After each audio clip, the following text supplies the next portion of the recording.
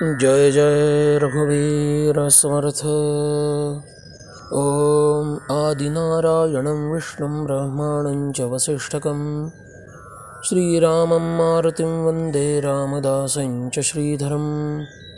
नमः शान्ताय दिव्याय सत्यधर्मस्वरूपिणे स्वानन्दामृततृप्ताय श्रीधराय नमो नमः। गुरुर्ब्रह्मा गुरुर्विष्णुर्गुरुर्देवो महेश्वरः गुरुः साक्षात् परं ब्रह्म तस्मै श्रीगुरवे नमः। जय जय रघुवीर समर्थ। ओम। सर्वप्रथम मैं सभी श्रोताओं को वंदन करता हूँ और सद्गुरु भगवान श्रीधर स्वामी जी के दिव्य चरित्र का जो हम चिंतन मनन कर रहे हैं उसको आगे बढ़ाता हूँ। पिछले प्रवचन में हमने देखा कि केशव और ध्रुव जैसे शठों को, दुष्ट प्रवृत्ति के लोगों को भी श्रीधर स्वामी महाराज ने अपने वैराग्यशील चरित्र और श्रेष्ठ दैवी सामर्थ्य के प्रभाव से साधु बना दिया, सच्शील बना दिया और उन्हें आशीर्वाद देकर उनका जीवन कृतार्थ किया।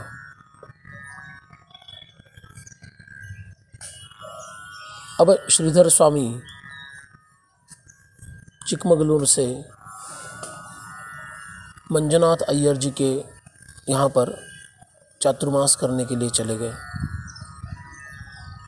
और चातुर्मास समाप्त होते ही वे पुनः एक बार मंगलुरु पहुँच गए।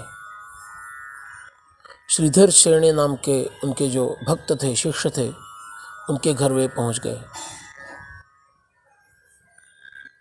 कर्म धर्म संयोग से श्रीधर शेरणे जी का घर ऐसे स्थान पर था जहाँ उससे पहले कई वर्षों पहले स्मशान था और उस स्मशान के भूमि को खरीदकर वहाँ पर घर बनाया गया था। उस कारण से उस घर में भूत प्रेत आदि आत्माओं का संचार था, जिसके कारण उनके घर के लोग बड़े दुखी थे और कुछ लोग दुख संताप भोग कर अकाल मृत्यु को ही प्राप्त हुए थे। किंतु श्रीधर शेरणे जी को एक बड़े विख्यात ज्योतिर्भास्कर ने कहा था कि भविष्य में एक दिन आपके यहाँ पर एक बहुत बड़े साधु आएंगे और वे आपको इस दुख से दूर करेंगे और उनके आशीर्वाद से ही आपको 2 पुत्र रत्नों की प्राप्ति होगी, वे ही आपके सद्गुरु होंगे।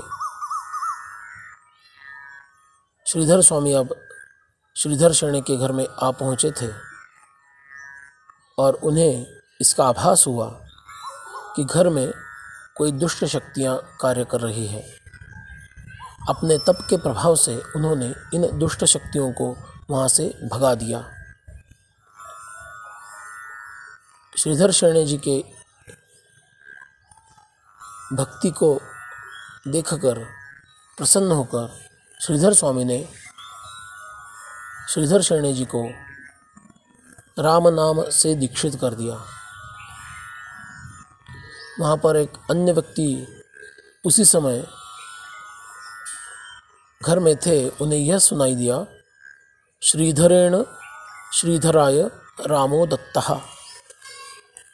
इसका अर्थ जब उन्होंने पूछा तो श्रीधर स्वामी ने कहा कि मुझे श्रीधर ने इस भक्त श्रीधर को मंत्र रूपी राम अर्पण कर दिया।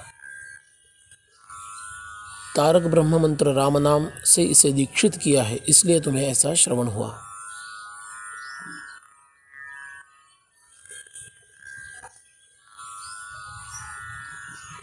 अस्तु। कुछ दिनों बाद श्रीधर स्वामी भिन्न भिन्न गांवों को जाकर पाद पूजा करके लोगों को कृतार्थ करते थे और वे कर्की में आ पहुँचे। कर्की के राम तीर्थ में श्रीधर स्वामी का निवास प्रारंभ हुआ। गंगक्का नाम की उनकी जो शिष्या थी, भक्त थी, उसकी बड़ी इच्छा थी कि श्रीधर स्वामी के द्वारा वाराणसी से लाई हुई भगवान दत्तात्रेय की मनोरम मूर्ति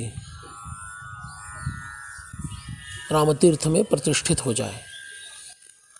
उसकी वह इच्छा भी श्रीधर स्वामी ने पूर्ण कर दी और वहाँ पे एक सुंदर प्रवचन भी दिया। खरे शास्त्री नाम के एक सज्जन विद्वान पंडित वहाँ पर थे। उन्होंने श्रीधर स्वामी के बारे में कहा कि अनेक जन्मों के उत्तम तप के कारण आज श्रीधर स्वामी इस उच्च अवस्था में पहुँच चुके हैं कि वो जीवों का उद्धार कर सकते हैं, उनका दुख दूर कर सकते हैं। श्रीधर स्वामी जब बोलने लगे तो उन्होंने कहा कि सामान्य जीवों को अनेक जन्मों तक तपस्या सत्कर्म करना पड़ता है।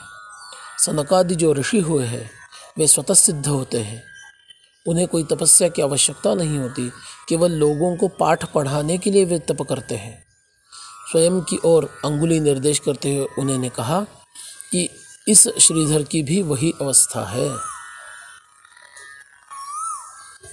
लोगों ने सद्गुरु भगवान श्रीधर स्वामी महाराज की जय ऐसे जयकारे लगाए।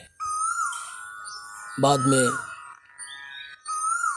अपने त्रुटि को व्यक्त करते हुए खरे शास्त्री जी ने श्रीधर स्वामी से क्षमा याचना की। एक बार खरे शास्त्री को किसी ने पूछ दिया कि श्रीधर स्वामी एक बड़े महात्मा है, इसका प्रमाण क्या है? क्या आप इनका कोई चमत्कार जानते हैं? खरे शास्त्री जी बोले,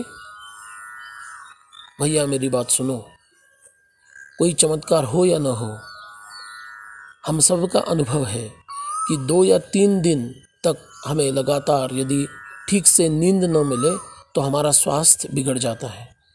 आप देख ही रहे हो कि श्रीधर स्वामी गए महीना भर से इतने व्यस्त है कार्य में कि उन्हें ठीक से नींद भी नहीं मिल रही, किंतु उनका स्वास्थ्य भी उत्तम है। और इतना ही नहीं, हम जब उनके सानिध्य में जाते हैं तो हमें भी बड़ी शांति का अनुभव होता है। क्या ये बहुत बड़ा चमत्कार नहीं है? क्या इससे श्रीधर स्वामी एक बहुत बड़े महात्मा है ये ख्यापित नहीं होता? अस्तु, अब श्रीधर स्वामी शिगेहळ्ळी पहुंच गए। शिगेहळ्ळी गांव में और आसपास के गांव में भक्तों के बुलाने पर वे जाते थे और वहाँ पर पाद पूजा का कार्यक्रम होता था।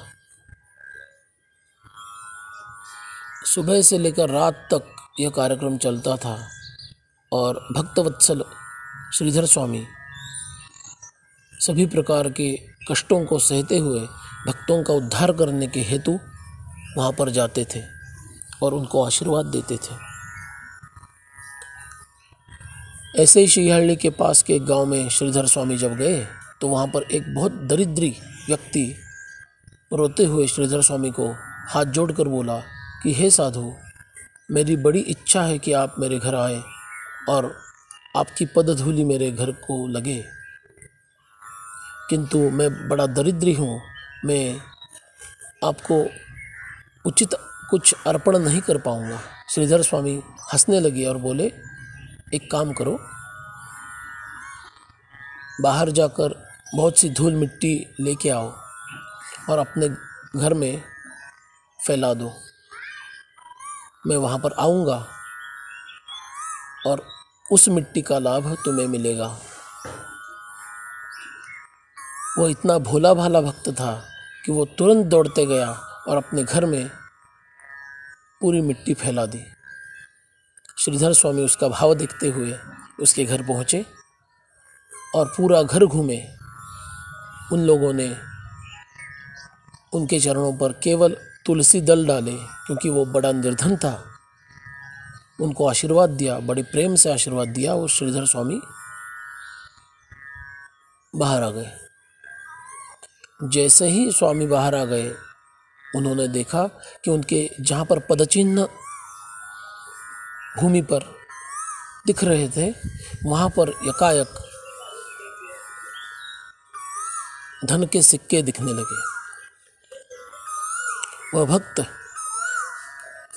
आनंदित हो गया और सब सिक्के लेकर जहाँ पर श्रीधर स्वामी थे वहाँ पर आ गया और उनके चरणों में समर्पित कर दिए। श्रीधर स्वामी ने कहा, बेटा, ये तुम्हारे लिए है, इनमें से कुछ सिक्के देवी देवताओं के पास रख दो और बाकी के सिक्के तुम्हारे घर गृहस्थी के लिए उपयोग में लाओ। उसे आशीर्वाद देकर श्रीधर स्वामी पुनः शिग्याहळ्ळी पहुंच गए। श्रीधर स्वामी जी को अब उत्तर भारत में बद्रीनारायण के दर्शन के लिए जाने की उत्सुकता उत्पन्न हुई। एक दिन उन्होंने शिग्याहळ्ळी का वो मठ छोड़कर सज्जनगढ़ की ओर प्रयाण किया। इस बार श्रीधर स्वामी सज्जनगढ़ जा रहे थे। वह स्वामी बनने के बाद पहली बार जा रहे थे, संन्यास दीक्षा लेने के बाद पहली बार जा रहे थे। वहाँ पर उनका अभूतपूर्व स्वागत हुआ।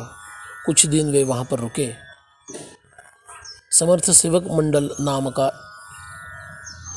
नैष्ठिक ब्रह्मचारी रामदासी जनों का एक मंडल वहाँ पर स्वामी जी ने पहले से ही स्थापन किया था, जो बाद में समर्थ सेवा मंडल नाम से प्रख्यात हुआ, जो आज तक काम कर रहा है। उन लोगों में से कुछ रामदासी लोग जैसे अय्या बुआ है, उनको साथ में लेकर श्रीधर स्वामी मुंबई से होते हुए ऋषिकेश आ पहुँचे। वहाँ पर और दोनों साधकों को लेकर हरिद्वार पहले पहुँचे। हरिद्वार से ऋषिकेश पहुँच गए। ऋषिकेश से आगे बद्रिकाश्रम जाने के लिए उन्होंने प्रयाण किया। पहले देवप्रयाग, कुछ दिनों बाद रुद्रप्रयाग, बीच बीच में चट्टियों पर विश्राम लेते हुए वे आगे बढ़े। रुद्रप्रयाग में उन्होंने 8 दिन का विश्राम लिया, क्योंकि उनका स्वास्थ्य उतना ठीक नहीं था। वहाँ से कंडी में बैठकर, जो एक बांस की बनी हुई ऐसी वस्तु है जिसमें कुर्सी के भांति वो होती है और उसमें व्यक्ति बैठ सकता है और वो पीठ पर बांधकर आगे ले जाने की व्यवस्था होती है, उस कंडी में बैठकर श्रीधर स्वामी अब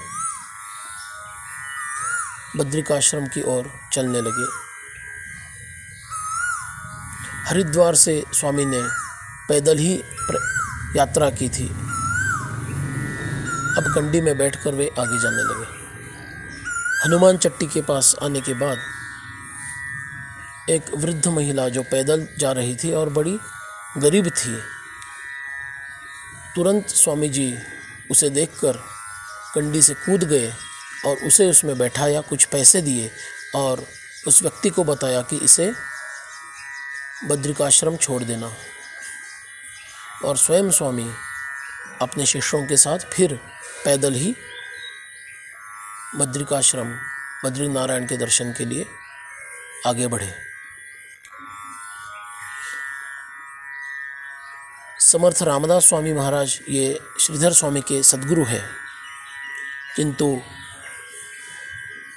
उन्हें जो दृष्टांत हुआ था संन्यास ग्रहण के समय, उसमें बद्रीनारायण भगवान उनके संन्यास दीक्षा गुरु है, ऐसा उन्हें जान पड़ा था। अपने संन्यास दीक्षा गुरु के दर्शन के लिए जाना है, इस भावना से श्रीधर स्वामी बद्रीनारायण के दर्शन के लिए बड़े उत्सुकता से आगे बढ़ रहे थे। बद्रिकाश्रम में क्या क्या हुआ और आगे क्या क्या घटनाएं घटी, ये हम अगले प्रवचन में देखेंगे। आज यहीं पर विश्राम लेते हैं। मैं सभी श्रोताओं को पुनः एक बार वंदन करता हूँ और अपनी वाणी को विराम देता हूँ। जय जय रघुवीर समर्थ।